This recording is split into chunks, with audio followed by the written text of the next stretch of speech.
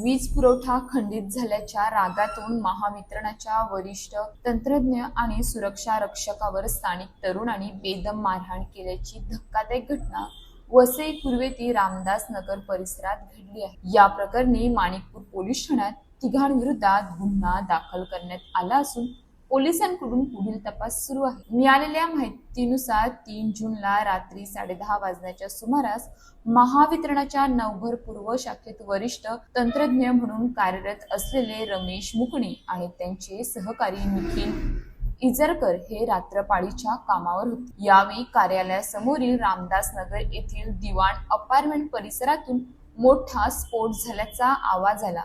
तात्काळ घटनास्थळी धाव घेतल्यावर रोहित्राला आग लागल्याचे त्यांच्या निदर्शनास आले। कर्मचाऱ्यांनी प्रसंगावधान राखत आग नियंत्रणात आणली।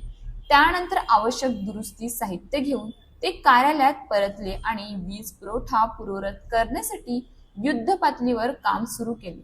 मात्र दुरुस्तीचे काम सुरू असतानाच संबंधित इमारतीतील 3 तरुण महावितरण कार्यालयात आले आणि वीज पुरवठा सुरू होण्यास होत असलेल्या विलंबनाबाबत संताप व्यक्त करू लागले। आमच्या इमारतीत अजूनही वीज आली नाही, दुरुस्तीला एवढा वेळ का लागतो असा जाब विचारत त्यांनी कर्मचाऱ्यांशी हुज्जत घालण्यास सुरुवात केली।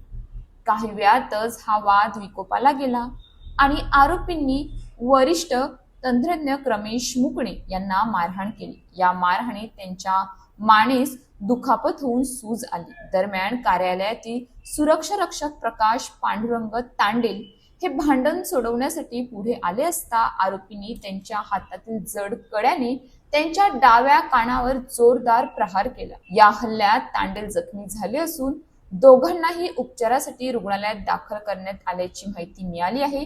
या प्रकरणी अभिषेक कदम 25 वर्षीय, अक्षय कदम 24 वर्षीय आणि श्लोक पेंढारे 25 वर्षीय यांच्या विरोधात माणिकपूर पोलीस ठाण्यात गुन्हा नोंदवण्यात आला आहे। पोलीस उपनिरीक्षक विकास सुकलवाड यांच्या मार्गदर्शनाखाली या घटनेचा पुढील तपास सुरू आहे।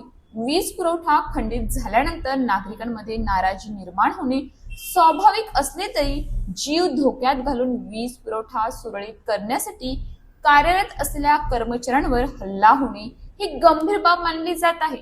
या घटनेमुळे महावितरण कर्मचाऱ्यांच्या सुरक्षेचा प्रश्न पुन्हा ऐरणीवर आला आहे।